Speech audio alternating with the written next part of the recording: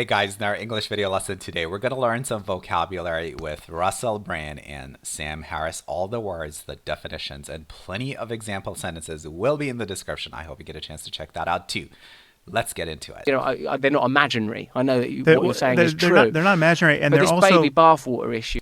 This baby bathwater issue. So Russell is making an inference to the idiom to throw the baby with the bathwater, which means to throw away everything, including the good stuff.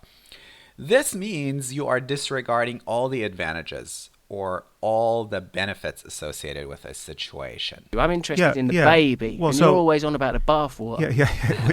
I'm interested in the baby. You're always on about the bathwater. I'm interested in the advantages, the positives. And you're always talking about the negatives, the downside. Yes.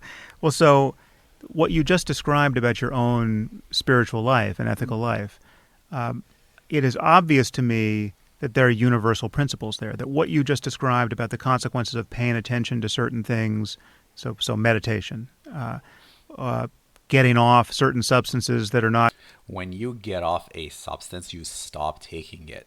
good for you, so, breaking with addiction. To break with addiction. I love that phrase. These are universal features of what it's like to have a human mind that is based on human neurochemistry. And this is not something we just made up. It's not something that's purely a product of our time. This is not purely a product of our time. It's not something that we have concocted, that we have manufactured. It's not something we have created, say, in the 21st century. Not merely cultural. It's not merely cultural.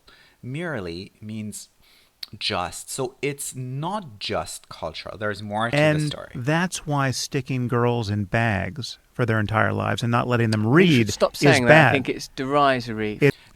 You should stop saying that. I think it's derisory. Derisor or derisive means your language suggests that you believe you're superior to others, that you believe those people who have these practices are stupid. So don't use that language. It's exactly it's exactly what's happening in Afghanistan. I'm not talking about I'm not talking about the voluntary. You shouldn't use incendiary language. You shouldn't use incendiary language. So incendiary literally means causing fire. You shouldn't use language that would provoke very strong negative emotions. If you're here to convey love, it's exactly. Why use that? Because why bother? How can you pretend to love girls if you're not as concerned as I am about this mistreatment? Okay, so Sam's argument is that I am raising this issue because I care deeply about those girls. Because I don't pretend to understand but complex historical and cultural issues. It's not. But Russell fires back. He says, I don't pretend to understand the cultural, the historical backgrounds that are associated with these practices. For instance, the dress sense. From a very particular perspective of an American or an English white man. I'm not overthinking it. It has nothing to do with skin. So there's a little bit of back and forth. There is a bit of friction, disagreement. Who knows? And as Sam usually puts it, a little bit of daylight between them. What the level of thought that's required is, Sam. But you are an American intellectual. No, but I can introduce you. But just take a few facts on board here. Take a few facts on board. Just consider a few facts here. I can introduce you to women who, whatever shade of brown skin you require. I have no requirements. That's one of the beautiful things about me. Russell says, I have no requirements. That's one of the beautiful things about me. He implies that I'm attracted to women of various complexion, of skin tone. Who have grown up in these cultures, who will say exactly what I'm saying about the consequences of compulsory veiling. I could introduce you to women of a variety of views that would say the contrary. The contrary, the opposite. So both of them are essentially saying, I could introduce you to a group of women who share exactly my perspective. No, they wouldn't say that. No, it's a but practice of personal subjugation. It's the same as doing yoga or exercise. It's a way of refining your consciousness.